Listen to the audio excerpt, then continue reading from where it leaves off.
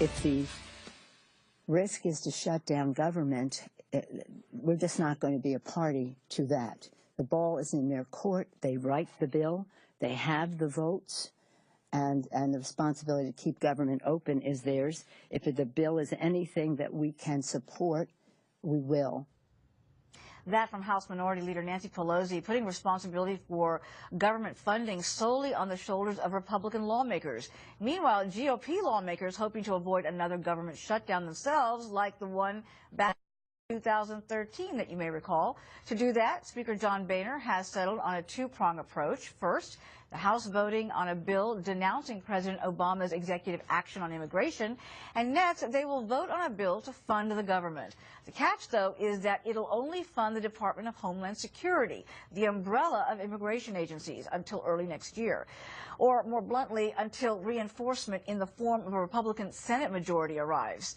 Congressman Joe Barton is joining us now, and he says he's not convinced this is the right approach. Welcome, Congressman. Great to have you here. Glad to be with you. Tell me why you don't agree with this approach or you have concerns about it. Well, Article 1 says that the Congress is the legislative body, Article 1, Section 1. Article 1, Section 8 even explicitly says the Congress is responsible for passing all bills that deal with naturalization, i.e. immigration. The President clearly doesn't have the authority to do what he has done. You know, President Lincoln talked about government of the people, by the people, for the people. This president apparently is talking about government by Obama, for Obama, and for himself, and that's just, in my opinion, flat wrong. And I'm not going to vote for anything that is clearly, blatantly unconstitutional. I support keeping the government open. This is not an effort to close the government down, and I commend the Speaker for trying to separate the issue somewhat.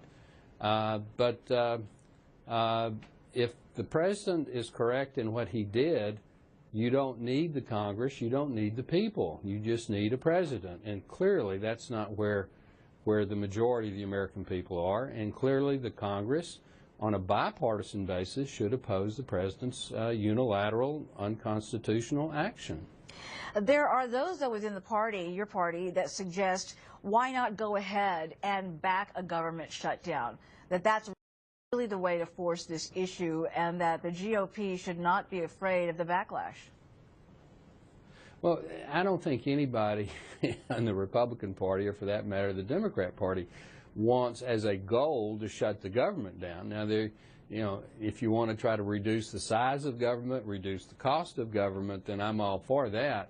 But just to completely shut the government down doesn't make sense. We want to protect our military, our Social Security, our veterans. I mean, all the good things that the government does. It's a move to, to take a stand against the White House and the President as he tries to move forward on his executive action. So there are those who suggest that conservatives within the party should be doing that.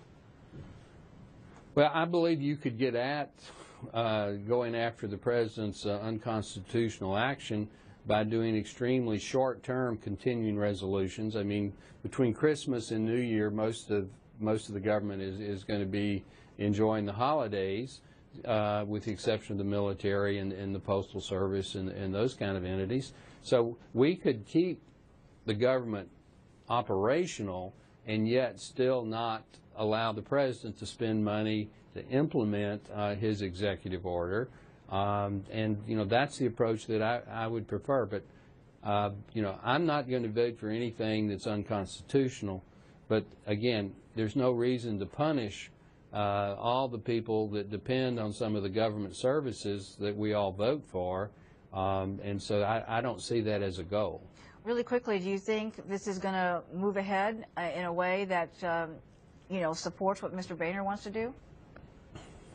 Well, I think it depends on the American people. And if everybody calls their congressman and senator and says, protect the Constitution, don't let the President do what he's doing, I think a lot of congressmen and senators will vote to stop him.